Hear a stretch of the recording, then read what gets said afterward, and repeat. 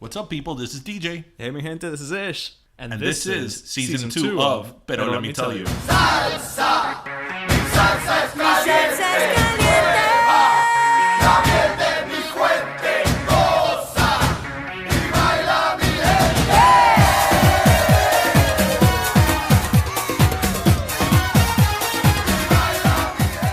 I don't think you understand what that word means.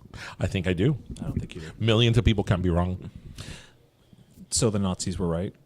Okay, you know what?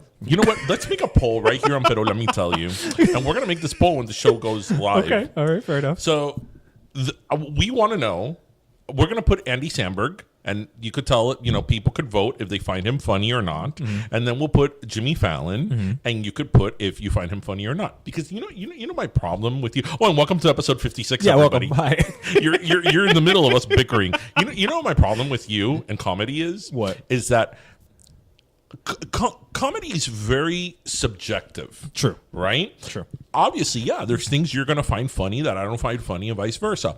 I don't find Dane Cook funny whatsoever. Right. But I can't say that he's not funny because Dane Cook sells out Madison Square Garden like 10 times over. So if tens of thousands of people find him funny, but I don't find him funny, I'm not going to be like, well, he's not funny. Well, no, he but is. You can say, It's just that I don't find him funny, which is what I say. I'm like, I don't find Jimmy Fallon funny. Yeah, you say that he's not funny. I just don't think, I don't think he's funny. But he's hilarious. And so is Andy Samberg and The they're Lonely not. Planet. No, not at all. No.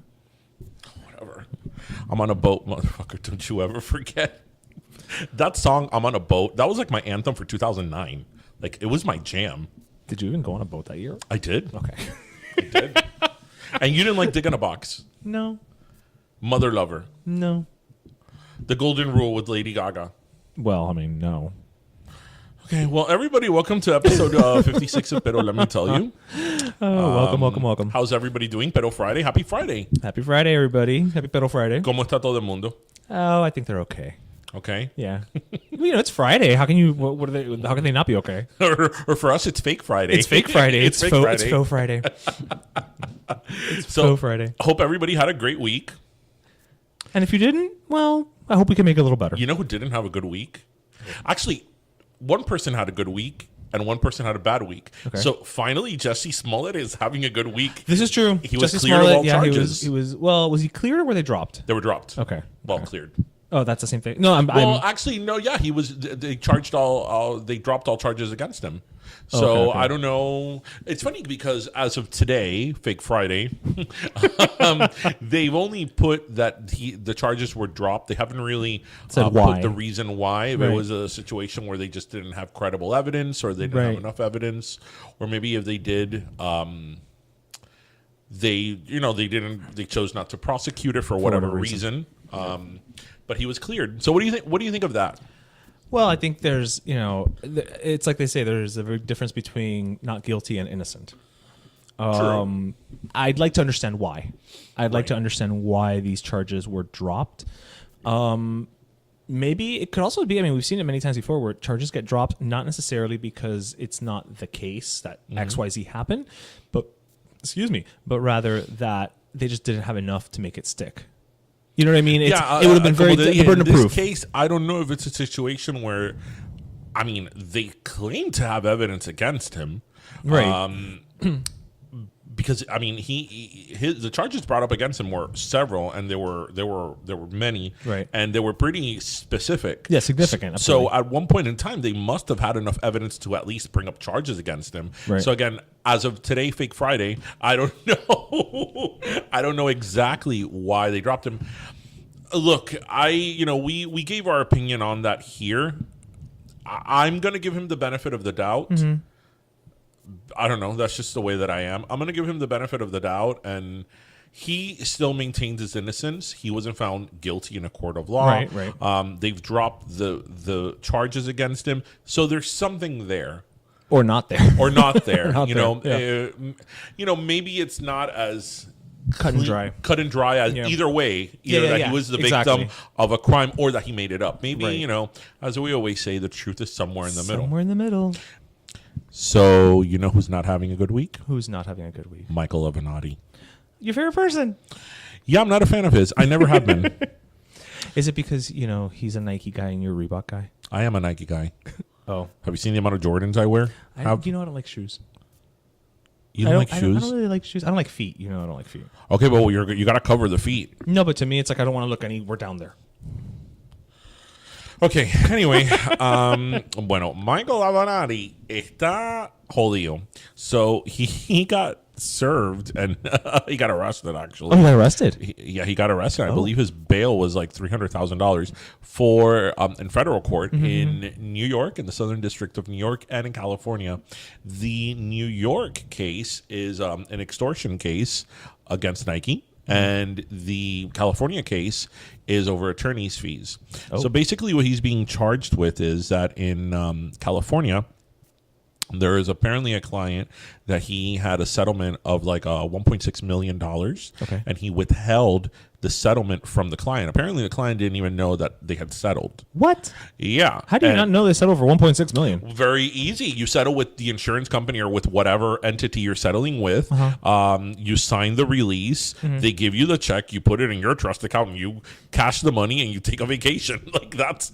No, but I'm saying, but if I have a case with you, like, wouldn't I be like, Because hey, he where's my probably case? stalled. Where's He my probably case? stalled. Oh, litigation takes years and, whatever. I mean, I don't know. I'm kind of guessing in terms, but, litigation takes years. So who knows? But the point is that the charges are that he settled this case for $1.6 million and he took the money to pay off either creditors or debt that he had, but for his own personal It was use. Columbia House, So, wasn't it? No, I used to subscribe to BMG. That's why I could never return them at the store. Oh, that's true. Yeah. Anyway, and in California, he's being sued for extortion against Nike. Yeah, so what's that about? So apparently he had some inside scoop against some type of allegation that Nike was paying certain coaches or something. I'm not very specific what the allegations are, but basically and specifically what happened was that he threatened Nike to have a press conference where he was going to throw them under the bus and say that, again, that they had Whatever ties the with, dirt was. with whatever the dirt was, that they were paying either certain coaches, certain teams, and this was in college, at the college level, and that Nike was behind this, and he was going to shine light on this, as the civil servant that he is. Right. And he was being recorded. Oh. And there's, there are recordings of him saying, hey, if you give me $20 million, we'll call it a day. Right. And you can find these recordings online. And he's being sued for extortion. I mean, that's extortion. The extortion one is going to be a little bit easier for him. Oh, there's a recording. Well, no, it's going to be a little bit. I mean, the defense in the extortion case is a little bit easier than in the other one, because in the other one, I mean, it's clear cut. If he received a settlement and he did not inform his client, and he did not, because you have to, as an attorney, you have to tell your client what an offer is. You have a duty to tell your client whatever offer it is, even if the offer is $1. Right. If he got these offers and he didn't give them to his client and he signed the release and he took the money, I mean, that's just pretty clear cut. Take your pick from fraud, in terms of signature to, conversion to theft. I mean, take your pick as to what happened. My problem with him is that from the very beginning, I am not a fan. Maybe it's because I see it from a different point of view, because I am in the legal field. Sure. I think that attorneys can do some great work and can be great civil servants, but generally when you do that, you don't do that with the ambition of being a star and being a tabloid celebrity like Gloria Calderon. And my problem with him was that during the whole Stormy Daniels debacle, I would see all these interviews of him, and the interview, he was the star, not her. Right. Whereas many times you'll see it, whether it's on The View or whatever talk show, that somebody goes with their attorney, but basically the person is doing most of the talking. They're there not just to make the sure they don't attorney. say anything incriminating Right, or or like the host have a specific legal question, they'll ask the attorney, Right. Or for them to say, But like, we Michael can't answer Avenatti, that right now. but Michael Avenatti, like it was his show. It wasn't Stormy Daniels. It was his show, and he was going to bring down Trump, and he was going to show people who Trump was. Like he was this knight in shining armor. Right. And something that I found very disingenuous about him was how he made, not too long after the whole Stormy Daniels thing like went through, that he was going to run for president, that he was thinking of running for president. And it's like, what qualifications do you have to run for president? I mean, you're talking that Trump doesn't have qualifications. Yeah, let's run to down the for list president? of yours. What qualifications Yeah. do you have? Have you ever held any office? Have you ever, studied politics? I mean, what, you're an attorney, so what? I mean, that doesn't make you qualified for You're an for attorney. office. You should run for president. Please. That doesn't do make it. that doesn't make you qualified for office. So I found him very disingenuous, and I didn't care for him whatsoever. So I mean, I don't want to damn him because I'm not that type of person to be like, rot in jail. But I mean, if he really did do these things, and he better hire a good attorney. Well, this is true. Not himself. What is it? Speaking, An attorney who represents himself as a fool for a client. That's the old adage. yeah. Speaking of Trump, Okay. well, I guess it was a good week for Trump.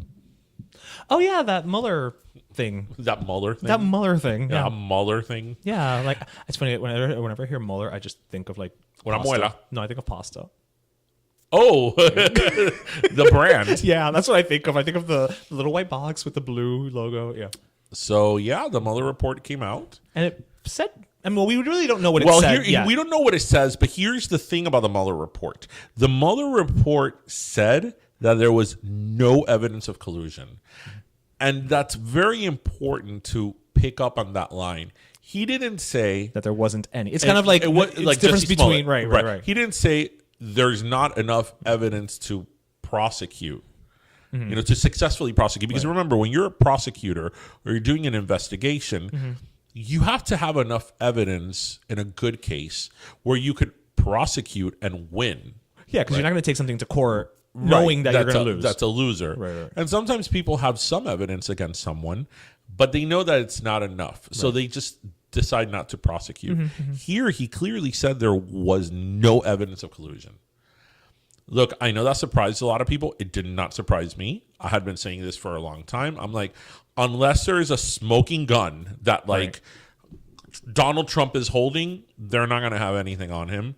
And why do you think people got into such a froth the media? over? The media. You think so? Yeah, it was totally the media. This was oversold by the media. It was. I mean, that's all they talked about for 2 years or whatever amount of time it's been going on. That's all they talked about, and people put their eggs in put all their eggs in a basket. Oh, the Mueller report, the Mueller report, the Mueller report. Like if they were sure that it was gonna say everything they wanted it to say. And Republicans were damning the Mueller report, and Democrats were like, oh, the Mueller report. And well, now that It's out. it's out and didn't go how people thought it was. It's the other way around. Republicans are like, oh, well, Mueller did his job. And Democrats are like, we need to see the whole report. And something, no, it's you have to trust the process. And even though well, you know how I feel about the person in the White House, you have to trust the process. And if this man did his job, even if the outcome was not the outcome I would have wanted, actually, you know what? Let's talk about that, because a lot of people were like, a lot of Democrats especially were of the opinion of like, oh, this isn't the outcome that I wanted. And that's a weird thing to say, because it's like, okay. So what they wanted was to create more chaos. Well, it's like, okay, but did you want a president then that did collude with Russia? Right. So, I understand what they were saying. They wanted to be proven right. They wanted to be proven right, and they wanted to have something to get the guy out of office or use against him in the next election. But then at the same time, it's like when you say, oh, this is not what, that report must be flawed. This isn't what we want. And I'm like, what is it that you wanted? A president that they found no evidence colluded with a foreign adversary? Right. Yeah, that's a weird thing to want. The whole thing is a mess. And I think that both sides, effed up on this, because again, the way that the media was sold this, especially the more liberal and democratic leaning media, and you know, that's me because I'm a Democrat, I'm liberal. The way that this was sold was that this was going to be it. Right. This is what was going to bring down Trump. And it's like, you know, you can't, I had to be reported on because obviously we're going to report on this. It's news and it's very relevant. But the way that it was reported like that, it was going to be this. Wait till that Mueller report comes out. Right. You know, he's indicted so many people. Wait till it comes out. All these people that's been arrested, ha, ha, ha, ha, ha. He's waiting for the big guy. You know, it's like, yeah, you shouldn't. I mean, you never know. You never know what's going to come down the pike. And I think, kind of to your point, the thing that annoys me the most about this, on both sides of the aisle, is, you know, like now all these people, to your point, you know, the right is all like, you know, well, you see, he did his job. Yeah. Now it's like, you know, he's a saint. And then, you know, the left is like, oh, but no. Well, there's still something that has to be there. And even still, you know, like when it was being released, there were people on, you know, again, social media as the devil, you know, who were just like, you know, oh, I can't wait to read this report, you know, grab my popcorn and it's just like, it's not a Marvel movie. Yeah, you know, it's very strange it's this circumstances. Weird desire to sit back and watch our entire system of government crumble. In years to come, in on both sides, 10 years at least, when this is far behind us, if we still have our democracy intact, cross your fingers, there's just going to be so many books written about this era, not only because of Trump, but just everything else that has happened. I mean, the FBI has acted in ways that kind of, I've scratched my head. From Comey, you know, a couple of weeks or a week before the election, reopening the Hillary Clinton campaign and then saying no, that he wasn't doing that on behalf of anyone, that he was, you know, truly impartial and neutral, to the FBI now, a couple of months ago, wanting to start an investigation against Trump to see if he was a foreign spy. A Russian spy. Oh, really? You didn't know about that? I didn't know about this. The FBI, I don't know if it actually went through, but there was a push by the FBI to start an investigation to see if Trump was a foreign spy. And those are the type of things that upset me, because it's like, first of all, you better have a ton of evidence, of real demonstrative evidence, right? Not circumstantial evidence. Right. You better have a shitload of demonstrative evidence to make that allegation, right? Because that's a hell of an allegation. That's a hell of an allegation. I mean, we're talking about, like, you know, summer blockbuster movie shit that the president of the United Tom States, Clancy level, yeah, is working for the Russians. I mean, I don't even think that's come up in a James Bond movie. Like, and you know, and then the FBI puts this out there, but then they didn't go forward with it. It's like, it's just very awkward times that we live in. And then, you know, a lot of people in my party also are kind of like, yeah, investigate. And it's like, okay, let's think rationally here. Let's take a breath. Mira, I've told you before, and I've said it in conversation here. Obviously, I didn't vote for him. I'm not going to vote for him. I will never vote for him. I don't like the guy. But the guy won. So you know what? No, somebody has to win and somebody has to Donald lose. Trump. Yeah. And you know what? There's 2020, and if in 2020 he wins again, well, you know what? No tenemos que meter a Donald Trump sin vaselina for four more years. And we're just going to have to deal with it. You know? Obviously, you know, if he does, if you don't agree with any, I mean, I've already protested. I protested in the Donald Trump presidency more than I've gone out to protest more than I had ever protested in my life. Yeah. You know? And I will continue to do that if it's something that is important to me, or something that needs to be, you know, talked about or protested. But I mean, it is what it is. That's the beauty of democracy. You're not always going to get who you want. And that's life. Sometimes you're going to get a crazy ass tyrant. Well, you know, whatever. That's life. So anyway, I wanted to bring something up, shifting right along. Okay. I like a shift. More lively topic. Have you heard of the app called TikTok? It's like kind of like mini videos, right? It's yes. Like Vine used to be, essentially. Yes. Okay. But it's what the kids are into. Well, you know the kids. That's what the hip kids are happening. Hey, Daddy-o. Yeah. Yeah. The kids are into it. Yeah, I forgot Snapchat. Oh, no. Snapchat's been dead for a bit. Yeah. The kids are still into Instagram. They are the kids, yes. Yeah, And by the but, kids, but we it's mean all 20-year-olds. about TikTok, and I actually downloaded it. I haven't, and I started downloaded it, playing and with I should it. So, but so anyway, the whole conversation with TikTok is that if you're under 13, you need parental special permission from your parents, blah, blah, blah, blah, blah. But I guess it opens up the bigger conversation, which this is a conversation that we would love to hear back from our listeners and we'll post some stuff. But not that one guy. You know who you are. We'll post some stuff up to kind of get your feedback once this episode goes live on Friday. Today, that is Fake Friday. Yes, it's Friday right now. Yes. What are your thoughts about children on social media? When do you think it's too young? Do you think it's it's just the times that we live in, or are you gonna, is it more? Are your thoughts a more older approach that's like, no, you don't need to be on social media? I was on social media. What is your whole take on children and social media? So I think kids don't need to be on social media, specifically because kids are in school all day, so they're already in real life social media. Yeah, but we're at work all day. Right. I'm not around people I like. I'm around people who I work with. So I'm chatting with my friends, with you guys via social media. So, it's different. I think maybe I'm the pesado. I have to agree. Late I'm the middle annoying school? one. I'm the one who does not take part of the group chat. Yeah, you're so. It annoys me to no end because it's not even the group chat. Sometimes I'll text you about things. It'll be like, "Hey, what about this? Recording that we're doing." Hours go by, and I'll go by. I am working at my office. You're self-employed. You can take a break. I am working at my office. Continue. You can take a break. You're self-employed, and then you never know what's going on with all of the jokes. Okay, go ahead. Continue. Anyway. I don't know where I was going with this. Oh, so yeah. So I think maybe late middle school, like 8th grade and on, maybe. Okay. I mean, again, every kid's different, right? There are some kids who are mature. Are your nephews on social media? I don't believe so. They do have phones.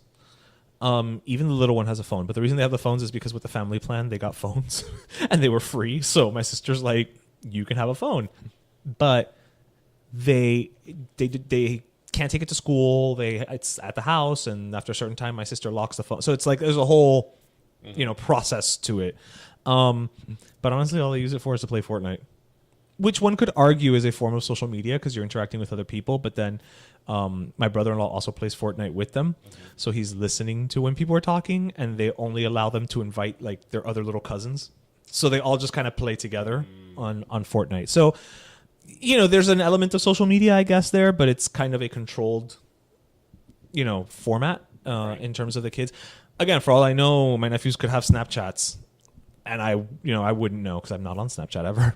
I don't turn myself into puppies, but I don't know. I think the younger the kids are that are getting phones now, the younger they're probably more apt to become part of social media, whatever form that takes. Because when we say social media now, I mean, our generation is thinking Instagram, Facebook, but you've got TikTok and Instagram and blah, blah, blah, well, whatever comes. My question is, as a parent, would you curtail that?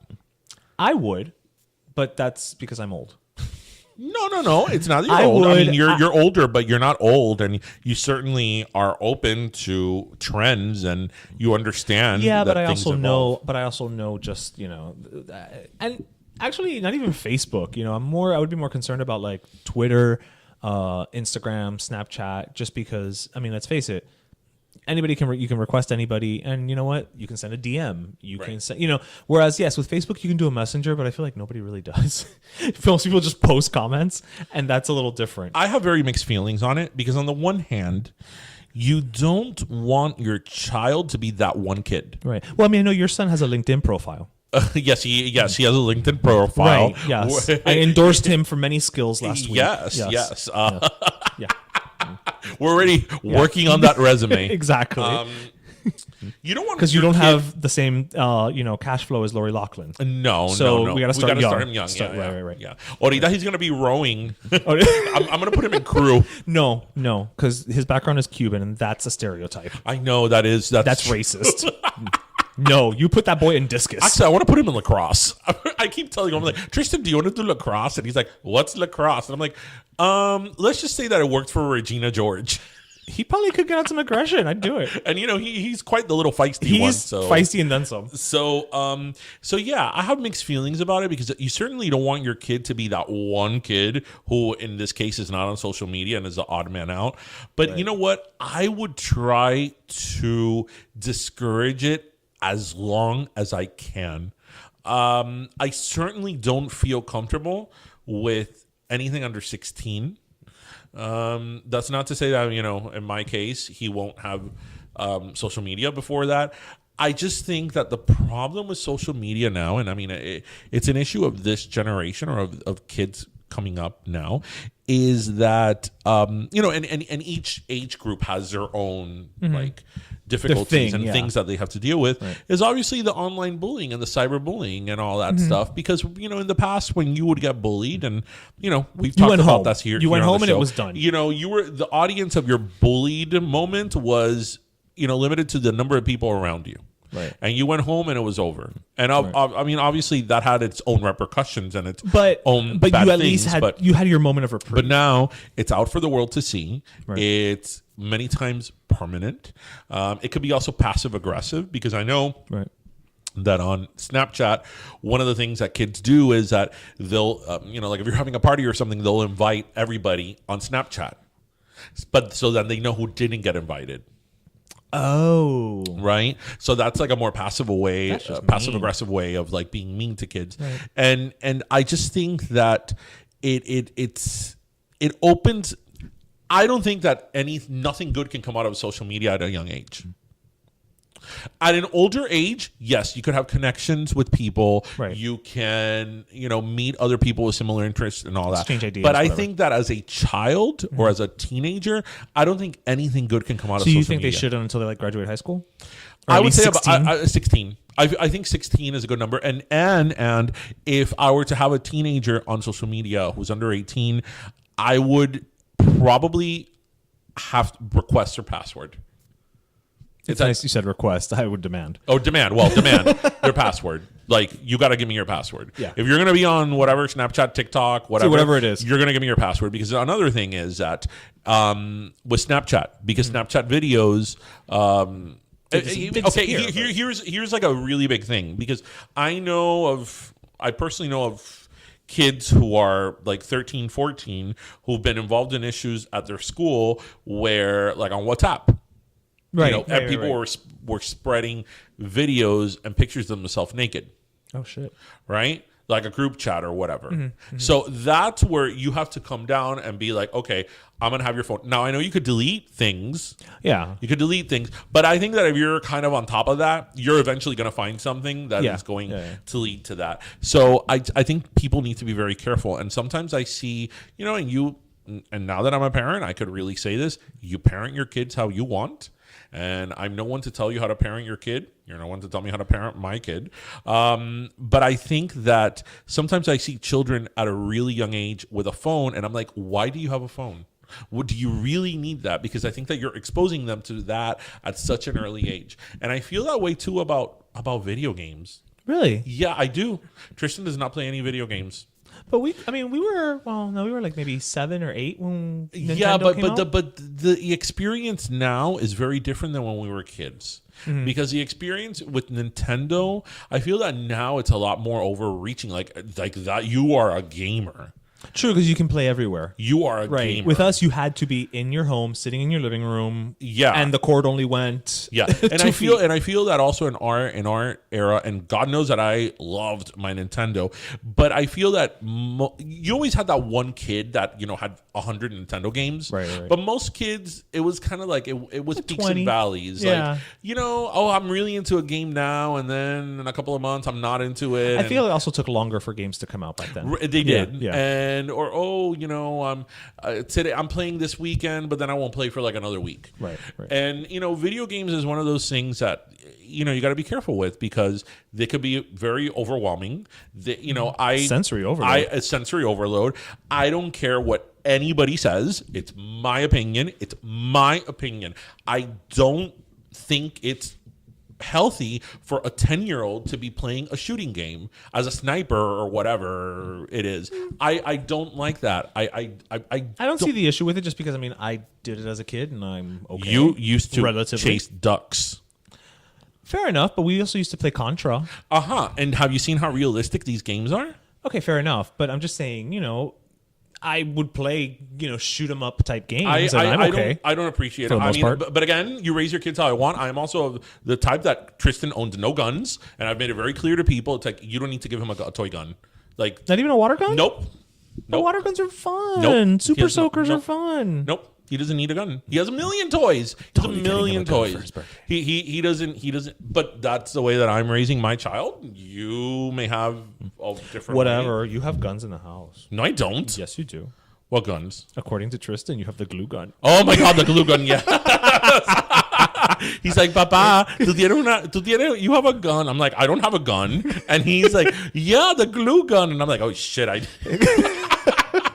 He's like, the gun you bought, the gun you bought to make me my Valentine's Day box. And I'm like, the gun? And I'm like, I was very sure. The worst home invasion ever. Be like, hold on, it's warming up. I'm coming at you. Coming. It's warming up. But I don't know. I just think that this whole thing with social media and kids, I don't think anything good could come out of it.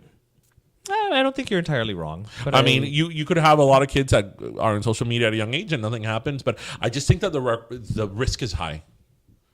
High risk, no reward. Yeah, and then also you have to think about, and there's been a lot of studies. I mean, study after study after study comes out of adults. If the effect social media has on adults in terms of becoming depressed, because as we've discussed here before, and we know, everybody knows this, you put the best version of yourself on social media, from your wonderful vacations to your beautiful matcha tea to the sunset. Everything is beautiful and everything's wonderful. And we're all guilty of that. Some people more than others, but we're all guilty of that to a certain extent. Right. And, you have to understand that if you are depressed for whatever reason, it's not going to help. That's not going to help to see people, whatever, out there. So imagine the effect that has on children. No, I don't disagree. But then again, the balancing is like, okay, but you also don't want to have that child that is like, oh, I don't drink soda. Right. Like that soda. Kid. Like, I can't have cupcakes. I can't have refined sugars. I can't. Exactly. You don't want to have that kid either. Right. So it's a balancing act. But then again, nobody said parenting is easy. That's true. Well, you know who exemplifies a little bit that parenting is not easy? Dime. The show One Day at a Time. Oh yes, we love One Day at a Time. We love One Day at a Time here. We are the last Coke of the desert. Yeah, and we are huge fans. And we are very lucky that in this episode we get to interview the creator of the One Day at a Time on Netflix. The One Day at a Time. I sound like an old person. Like, go to the Google. Yeah.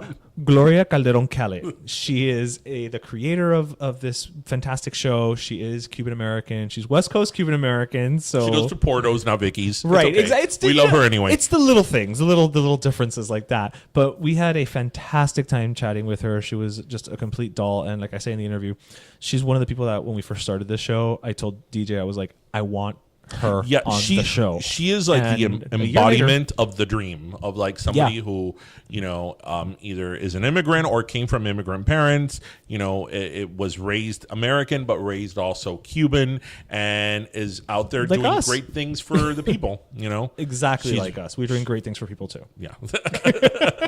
So here's our interview. Enjoy. All right, Caballero, as promised, we have with us today somebody who we have talked about on this show very often in many, many, many ways, all of them positive. We have the creator, producer, writer, brains, even one of the actresses on the last season of the show, Gloria Calderon-Kellett from One Day at a Time. Thank you so much for joining us. Welcome to welcome to One Day at a Time. Welcome to Let Me Tell You. We're super excited about having you. Yeah, it's, to say that this is a big honor for us is putting it mildly. You were, quite frankly, we've only been around for about a year, and the minute that we started doing this show, you're one of the first people that we wanted to have on our show. So thank you so much for taking the time. Thanks, guys. So, let's just jump into it. One day at a time. I mean, we are two Cuban Americans here. We're from Miami, obviously. You grew up on the West Coast, I believe, right? Oregon and San Diego. Right. I'm West Coast. You're West Coast, so we got both coasts represented here. Yeah. How did this project come about? I mean, there's so much authenticity in it, but where did the germ of the idea come from? It really started with Norman Lear. He had done a show in 1975, One Day at a Time, the original. Yes. And it was the first time that a divorced mom had been on television. And, Norman, all of his stuff was really so revolutionary at the time. And I guess many years later, his producing partner, Brent Miller, was listening to a study on, I think, a Coca-Cola study about how underserved representation was for Latina moms in general. And they thought, oh, we have a Latina single mom we have a single mom rather on one of our existing properties. What if we made her Latina? And they came to Mike Royce first. So he was attached to the project before I was. And then they met with the Latino writers that were out there, and we sort of fell in love. Norman and I just sort of fell in love in that first meeting. And he asked me about my family, and I told him my parents both came here in 1962 during Operation Pedro Pan. Okay. And they were in Miami for about a year before my abuelos were able to come over from Cuba. And then, the diaspora of Cubans in this country is all over because the churches were able to take them in all over the country. So my family and many other Cuban families ended up in Portland, Oregon. And that's where I grew up until I was 14. So I was in a lovely little Cuban community in Portland. I bet you didn't know there was a Cuban community in Portland. I didn't, but I shouldn't be surprised. We're everywhere. Listen, there's a Cuban community in Australia. Yes, of course there is. So it sounds like the reboot of One Day at a Time from the very beginning was intended to be either a Cuban or a Latin family, because honestly, I was a big fan of the original show. And when it came back, I too was a little bit surprised that it was, Hispanic centric, because they could have just totally gone on with like a updated version of the original in the 70s. That's true.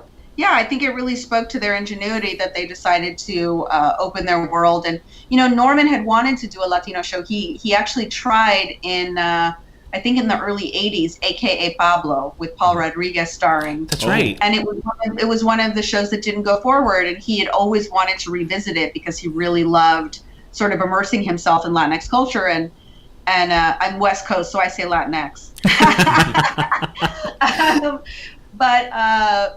But he didn't, he wasn't able to. And so when I was talking about my family and the specificity of my family, I really wanted to make them Cuban. And I found out, Echo Park in Los Angeles was a stronghold for the Cuban community back in the 60s. In fact, there is a bust of Jose Marti in Echo Park. Mm-hmm. So we decided, all right, let's do LA and they'll be Cuban, and we'll base it on my family.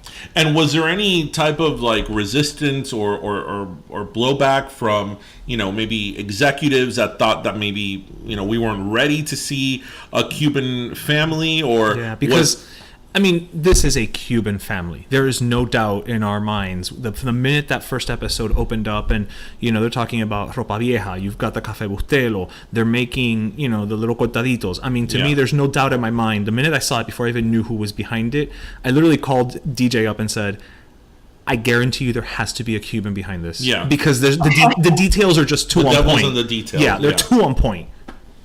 Well, thank you. That means a lot. Yeah, I think at some point they did call and say, can we make the family Mexican? Because I think the Mexican population in the United States is the largest of the majority minority of the Latinx people. And I said we could. And I grew up in, we left Oregon when I was 14 and we moved to San Diego, and I lived in San Diego for 4 years. So I was, I grew up with a bunch of Mexicans in San Diego, but I really wanted to tell my parents' story. They're getting older, and I really just wanted to give them this love letter. And once I kind of threw down about that, they allowed me to keep the family Cuban, and that really thrilled me. Well, it comes across. My father also is a Pedro Pan kid. So Oh, wow. yeah, he came to this country as Pedro Pan, but his father was already here. So he was able to. He moved up to New York for a couple of years, lived with his dad and his two older sisters. My father's two older sisters came with him. So I'd be lying if I said you didn't make me cry at least 3 times every season. But that episode, the first season, when Lydia starts talking about, and I'm about to start crying right now, as she's talking about her experience with La Pecera, because I've heard that story about La Pecera, that level of detail, again, to me it rang so true, and it was me seeing my family's story. And here you are, West Coast, I'm Miami, but it doesn't matter. It's we've all lived through the same thing. So thank you for that. Yeah. Oh, thank you. Yeah, that was, my parents don't talk about coming over very often. They're very, we're here y vamos, pa'lante. Really Pa' atrás y pa' coger impulso. Pa'lante, coño. So it was very rare that I would get tidbits, and my mom can't talk. My mom is in her 70s now. Mm-hmm. I mean, she got that Latina patina, so she looks gorgeous, but she's a little getting up there, and she still can't talk about it without crying. My dad can talk about it now a little bit more. He's a little bit more able to have some distance, but for my mom, it's right there. I mean, she's just 15 again. It's just right there. She remembers all of it and feels those feelings. Those feelings have not gone away. So it was really a gift when I had my parents come to the room and tell the writer's room about coming over. And we were all just bawling, all of us, the whole room. Okay, so I feel better now. I wasn't the only one. No. Yeah, everybody has a story. Yeah. So one of my personal favorite moments, I forget if it was in the first episode or definitely in one of the first few episodes, was the moment where Schneider had the Che shirt. Because I believe that if you're Cuban, you always you are going to have that moment where you feel you have to school people on a Che. How did that come about? And again, was that something that you personally had gone through, that you feel that you have to be this now like educator on these horrible dictators that somehow are emulated in American culture? I know. Well, it's funny. That was based on something that happened with my friend Phil Lord, who he just won an Oscar for Into the Spider-Verse. Oh, wow. Nice. Yeah. He was one of the writers of Into the Spider-Verse. Great so movie. Phil Lord was a comedy writer, a friend of mine. He was on How I Met Your Mother with me before he went off to, him and Chris Miller went off and did the 21 Jump Street series, and they did, Cloudy with a Chance of Meatballs and the Lego movie, and then they did Spider-Verse. He was a writer on How I Met Your Mother with me, and we went to see like a friend's band play somewhere in like Silver Lake or Echo Park. And we were early and we were like, oh my God, we were driving and there was like a Cuban flag hanging in front of a coffee shop. And Phil's like, it's a sign. We got to go in, get Cuban coffee before the show. And I was like, yes. So he and I went inside and there was a guy behind the counter with a Shea shirt and they were selling Shea shirts there. Oh my God. With a Cuban flag outside? Uh-huh. Uh-huh. Oh, and Phil just did it. He just said, do you know what that is? He did the whole thing. Do you know Wow. what that is? Do you know what that means? Do you know what? Yeah. And it was so interesting because I had never really experienced it before that moment. I had never seen somebody walking around with a Shea shirt before. We were just shocked. We walked in, to get cafecitos and our brains were exploding. He also, when Beyonce and Jay-Z went to Cuba, he also wrote an op-ed for the Huffington Post that you guys should read. About I would love to check that out. About them going. Yeah, absolutely. But yeah, it was so that was sort of taken from that moment, and how so many people just don't know the realities, and how somehow he is, I think there was some school teacher strike because I was talking to the writers in the room about it. I'm like, I've seen it. I've seen school teachers talking, like wearing Shea shirts at political, at like, teacher rallies where they're trying to, and then people are like, do you know what that shirt means? And they're like, yeah, he's a revolutionary. And we're like, they just don't know. People just don't know the backstory. Yeah. Yeah. So it felt like a great way to be very specific about how this family feels about this guy. Right. And Now, something we've talked about a lot on our podcast throughout the year that we've been on air, and we keep bringing up is, obviously because we're Cuban and we're from Miami, we have our own story and our own angle on things. And something we always mention is how oftentimes it surprises us to the rest of the world, or the rest of the country, let's say the non-Hispanic part of the country, how homogenized they think that Latin culture is, and how they think that, we all wear sombreros and, eat tacos, when they forget that there's an entire continent of different cultures and so on and so forth. Is that something that you feel that in your writing, you've pioneered to show the nuances in different cultures, including your own? Because it's certainly something that we have found a little frustrating at times. Yes, well, I think there is sort of an erasure of specific Latino points of view in this country, that and maybe part of it had to do with the idea that when many of us came here, or of our ancestors came here, they were told that it's a melting pot. You got to melt. Right. You got to become part of this other thing. And what that meant in some homes was you don't speak Spanish, you don't celebrate your holidays anymore, you assimilate completely. In my home, my parents always made me believe that being Cuban was my superpower. Yes. That's what made me special. No, see, that's really the truth. I laugh because we can relate. Well, yeah, of course. From this rich line of these beautiful cultured people. And I always walked around with incredible pride and told everybody I was Cuban. But then again, my Spanish is terrible because my parents still have thick Cuban accents, even though they've been in this country for 60 years.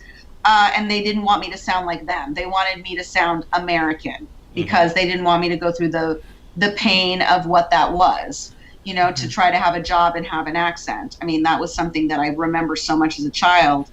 My mom and, I said something, I think, like my mom, and my mommy was like, no, Glorita, because they call me Glorita still. Of course. I'm still in my legal, so yeah. No, like the newscaster, okay, not like me, all right?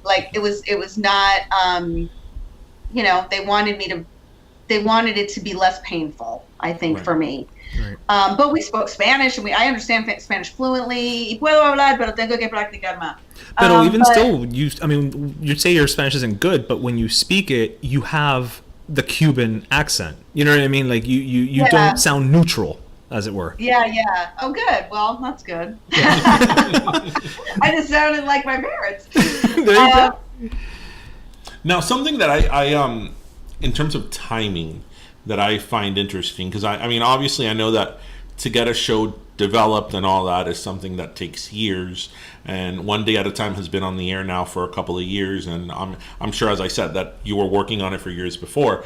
So when you started working on this with Norman Lear and it first came across in terms of a concept, I imagine this was probably before the election of 2016, around that time. So did you ever imagine the relevancy more than ever, and the impact that this show was going to have?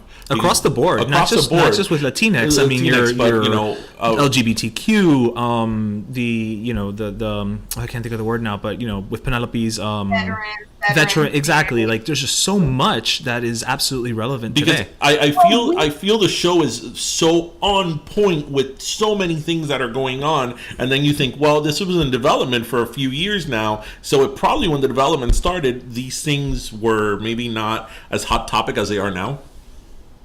Well, they're not as hot topic, but they're also we hadn't solved racism. Right. We hadn't solved colorism. We hadn't solved. So all of that stuff was still an issue that I saw within our community. We still did not talk about mental health in our community. Right. All of those things were things that we were just talking about. And it's funny, we did a deportation episode in season 1, which came about because Norman came to the room and he was like, oh, we should do something about deportation. How about Lydia gets deported? And I go, Norman, Cubans can't be deported. And he was like, what? And I was like, oh yeah, people don't know. People don't know that stuff. So because they think we're all the same anyway. As much as we like to claim our differences, the rest of the world sees us all as one thing. Right. So it's definitely being in Hollywood and fighting the Latino fight. It's why I say Latino and Latinx, because growing up, I only ever said Cuban. I only said Cuban stories, Cuban. It was always Cuban, until I got here and realized this is a much bigger fight. We need them to see us, period.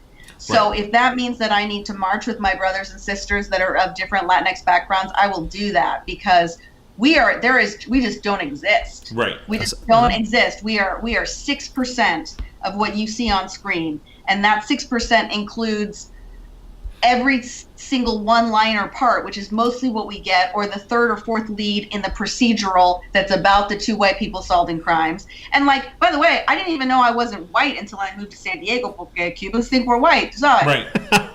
Me So too. Me I too. realized, like, oh, they don't see us as that.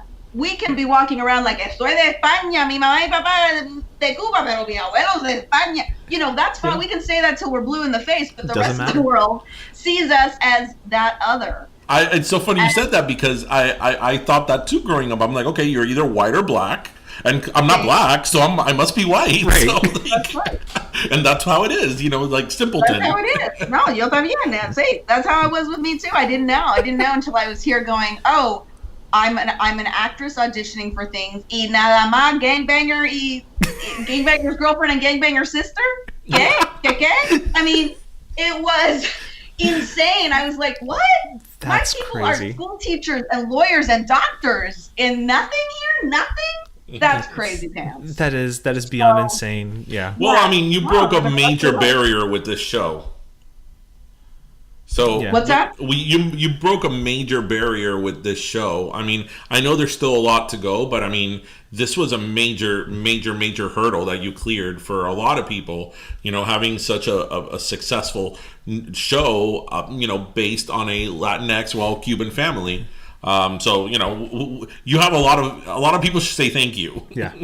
Well, thanks. That's nice. I just want them to be seen and feel like, oh my God, it does feel good to, look, when a group of people is starved of representation, this is the last time there was a Cuban family on TV was Que Pasa USA, right? Yep. And before that, Desi Arnaz.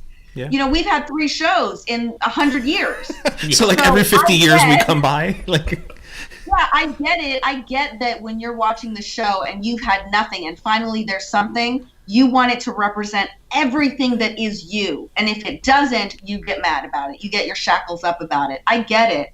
But in order for us to make progress and to support this type of storytelling, we need to let good things be good. And if the storytelling makes sense and is good and is quality and is lifting up our community, we do need to rally around it. And generally speaking, it's been very difficult for Latinos because we are so divided to be able to do that.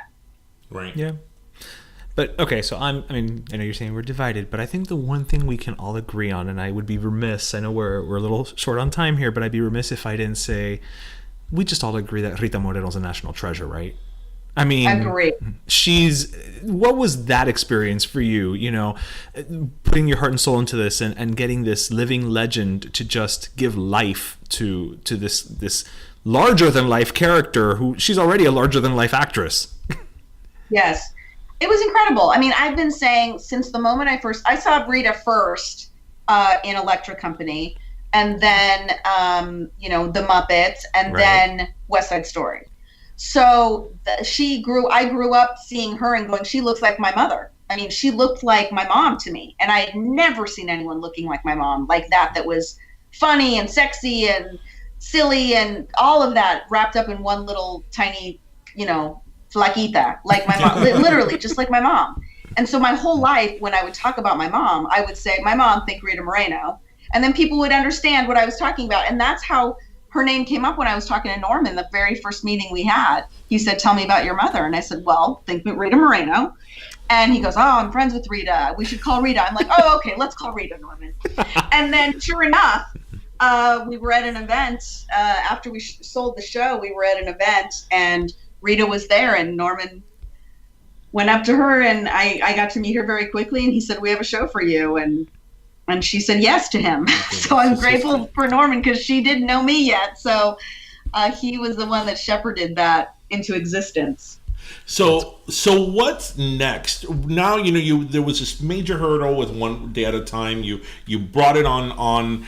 People were able to see. I mean, as you said, quality storytelling, no matter who you are. What are? I mean, there's still so many frontiers, I guess. But what are your personal goals, whether it's film or more television, or even print? Where do we go, or where do you go from here in terms of continuing this? I don't want to say fight, but this kind of trajectory in putting the Latinx culture out there. Yeah, I'm going to keep doing it.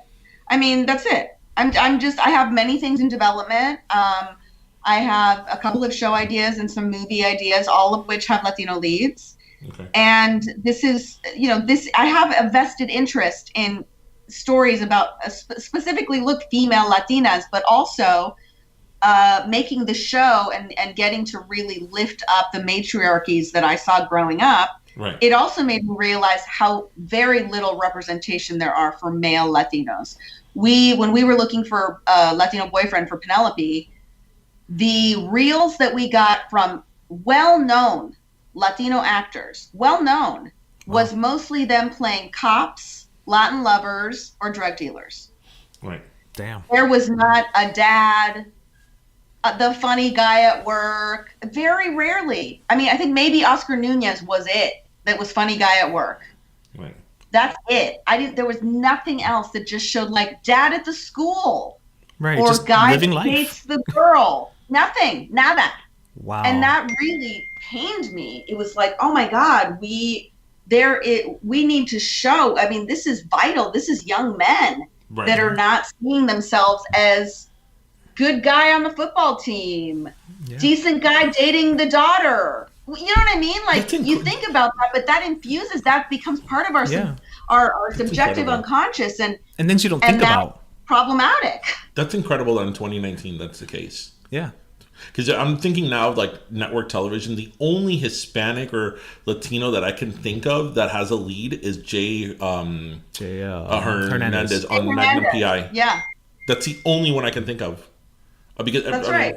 And his Latinidad doesn't come into storytelling at all. Right. I was about to say that. It's not about him being Hispanic. Okay, I'm glad he's the lead of a show, but that's going to affect who he is as a cop, as a human, as a detective, know. Right. And now, look, I would be remiss if I didn't lift up my dear friend Natalie Morales, who is the first Cuban American since Desi Arnaz to star on a network show. Abby's right. So lift up Natalie because she is amazing and funny and wonderful and deserves it. Funny story about Natalie. She actually went to the same high school we did. Oh my God, really? Yeah. A couple years younger than us, but yeah, she went to the same high school we did. She's a cool lady. I like her very much. Yeah, she's another one that she's on our wish list, as it were. So anyway, well, I know you're short for time, but I can't thank you enough. You really were one of as we said before the interview started. We have a segment here on Pero let me tell you that we give like a shout out to people who are doing great things. The Last Coke of the Desert, and I believe you personally were one of our first ones, and then One Day at a Time the show was also one at one point. So a double recipient. Yeah. So I mean, just thank you for everything you've given us, for putting our stories out there. También, por si acaso, I'm going to say while you're developing projects, if you're developing one about two Latinx podcasters, I'm just saying there's two here. We have theater backgrounds. Tell us where to send the reels. That's all we're saying. I love it. Pero bueno, Gloria, thank you again so much. It's been just an absolute pleasure, and I'm so grateful for you taking the time. Thank you, guys. Thank you. All right, bye. Bye. And we're back. Welcome back. So should we do, welcome back Gonzalez? if we reboot that like One Day at a Time? Welcome back. No, Gonzalez, no. Welcome back. Well, we're going to call it welcome back. See, I was thinking like welcome back Kike, but like no, because you wouldn't call your teacher by their nickname. No. Welcome back. I don't know. Well, we have to think about that. Yeah, we'll go to thought. El maestro. El profesor. El profe. El profe. Welcome back, profe. Welcome back, profe. Oh, there we go. Welcome back, profe. Premiering on Hulu next year. Welcome back, profe. The study, no. We are going to have a show, Welcome Back, Profe, that's going to be about a school in Little Havana of kids who are immigrants and barely speak English, but were gifted or extremely intelligent in their native homeland. Right. And this is actually part of our multi-project deal with Columbia Touchstone, where we're also rebooting It's a Living. Yes. So, just stay tuned for all of that. Okay, I was about to say all the stuff we had talked about It's a Living, about our reboot of It's a Living, but I don't want to say it out loud. Put it out there. No, because our ideas are like really good. Really good. Like, we've got this down pat. Okay, why haven't we done this again? No, we really need to do this. Chico, look at the last couple of weekends of you and I. We haven't had time to like do anything but be out and about. Which we're not complaining. We love being out and about. Pero en qué momento? Yeah, no. We have to figure it out. We have to figure it out. Burn the midnight oil. That's the reboot right. of It's a Living. You know what? We should go to just like a cabin somewhere away from every Walden Pond. We'll We leave should it. make our own Walden Pond. Yes, we're gonna go. Vamos a ir al canal de la 27 ahí al lado de Miami Springs and rent a tent. And we could be next to the old bridge there that connects Miami Springs to Hialeah. So anyway, but I hope you guys enjoyed that interview. Yes. Again, it's I think it just shows perseverance on several fronts. On her, on Gloria's end, that she was able to make this happen, and on our end, that we a year later were able to get her. I have to say that getting Gloria was one of those. Gloria's one of those guests, and we love all of our guests. Yes. But she's been one of those guests that have been kind of full circle moments for me because, as you said, even before we went live with our first episode, she was on our short list of people that we wanted on the show. Yeah. Which means Juan Pablo de Pache, you're next. Fernando, you were like Fernando. The last episode, the last season of Full House is coming out. Yeah. So you were like in top 3. I don't remember if you were 2 or 3, but you were top 3. And let's admit it. As much as I love Full House and I love DJ, Stephanie, and Kimmy, I love it. You are the breakout star of Fuller House. Absolutely. So, anyway, Well, so all this talking has made me really thirsty. Estoy super parched. Dime, what's your last Coke? So my last soda, I've recently been kind of binging on Hulu. Actually, please don't tell me that's going to be my last soda. Okay, go ahead. I don't think so. What is it? Well, I'm binging it on Hulu. Uh-huh. I've been binging the sitcom Wings. Oh, okay. Great. But I'm not giving it to Wings. Are you giving it to Crystal Bernard? No, but I love Crystal Bernard. Okay. I actually looked her up the other day on Wikipedia. It kind of just stops abruptly. No, I'm actually giving it to the theme song from Wings. The theme song from Wings is one of the most relaxing theme songs I've ever heard. I'm going to play it as we go out of this episode. It is the most relaxing theme song ever. Like, it's just this beautiful strings and an orchestra. It literally feels like if you're flying in Nantucket over the water. I think this is the first time that the Last Coke has gone to a theme. Probably. Yeah. But yeah, I've been like... You know that I really like that show, and I feel that that's one of those shows. Wings was... I wouldn't ran say for like it was 7 seasons. But I wouldn't say Wings was like a huge hit when it was around, but it was big enough that it lasted 7 seasons. Right. But I feel that that's one of those shows that never like thrived on syndication. People forget. Well, you know why? Because it was on syndication mostly on USA before USA was it USA? USA, yeah. Oh, okay. Yeah. Before USA started having like its own programming. Characters welcome. Yeah. Suits. Right. Or no, wait, what was Royal the one Pains that and Royal Pains Monk and Royal Pains was on for a while. Yeah. What's that? Royal Pains, Monk, Suits, Burn Notice. The one with this guy, the guy with the blue eyes. White Collar. Wow, I knew you were thinking of Matt Bomer. Yeah. I'd say it was blue eyes. You didn't think of Frank Sinatra. You thought about Matt Bomer. I don't remember his short-lived USA sitcom, Life with Frankie. So that other one. Yeah. So, okay, well, Wings. Yes, the theme song from Wings. I love Crystal Bernard. I do, too. I really like that song that she wrote for Paula Abdul. What? If I Were Your Girl. It's on the Head Over Heels album. I'll be here waiting. Yeah. Wait, what's the song that she has with Peter Cetera? Want to Take Forever Tonight. I want to take forever tonight. That's it? Wait, which one was I thinking of? I'm gonna take on my life. Wait, what was the one I was thinking? No, the one I'm thinking is the one with Amy Grant. Oh, okay, yeah. Next time I fall in love, yeah. I'll know better what to do. Next time I fall in love. Ooh. Okay, enough about that. Time for my Coke. So just give it to Peter Cetera. No.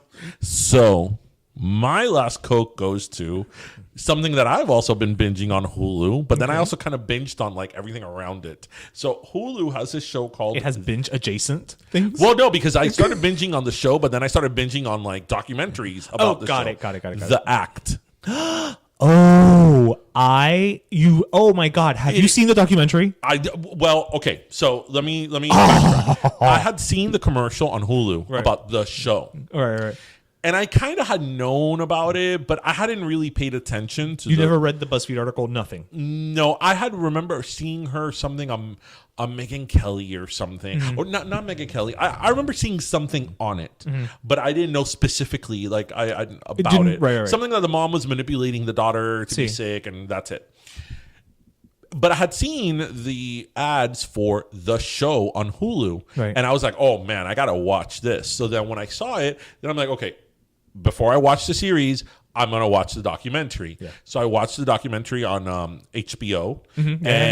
But then, if you put on YouTube, you put Gypsy Rose, like a ton of content comes out. So I like ate up that content. Like it was, a flang by Creamy Creations by AM. Yeah. I ate up that content. Love you guys. Yeah. So I urge everybody to please watch The Act on Hulu. It's really good. And to watch the documentary. It's only, I think, at this point on like episode 3. Yeah, I think 3 comes out this week. Yeah, as of Fake Friday. I think our other hashtag should be Fake Friday. Anyway, so anyway, the show, The Act, it's based on the real life story of this girl called Gypsy Rose, that she was manipulated by her mother in believing that she was sick. And the girl... Like Munchausen by proxy syndrome. Exactly. So the girl, up until her early 20s, believed that she had like multiple sclerosis, lymphoma, leukemia, other forms of cancer. She, the walking was the only one that she knew she could walk. Right, but I think her mother had convinced her that like she couldn't walk all the time or something and like that. The girl was perfectly healthy. She lived off of a feeding tube. Her mom would shave her head. Her voice sounded like Minnie Mouse on helium. Mama, why yes, can't I have and this was all a manipulation of the mother. And they got a free house from Habitat for Humanity. They went to Disney. I don't know they how went many to times. all that. They got all the, I don't want to say perks because when you're sick, that's not a perk. But they got all the benefits they give out to children that are really in need and really are sick. They rode that wave, and the mom completely manipulated this, and it ends up. I mean, it's no secret. I'm not giving anything away. No, exactly. It ends up that the girl and her boyfriend, she got this boyfriend online, que era un loco arrebatado, and it ends up that the boyfriend kills the mother at her directive. Right. And she actually went to jail in real life. But it's just, the show is messed up, but in such a good way. Can you imagine if in real life you were at that award ceremony where her and her mother started singing "I'll Be There"? I haven't seen that. That was so cringy. But people, like, it's so messed up. It's so good. The show is so good. And I recommend that if you start watching the show, it's called, again, The Act, and it's on Hulu. Watch the documentary first on HBO.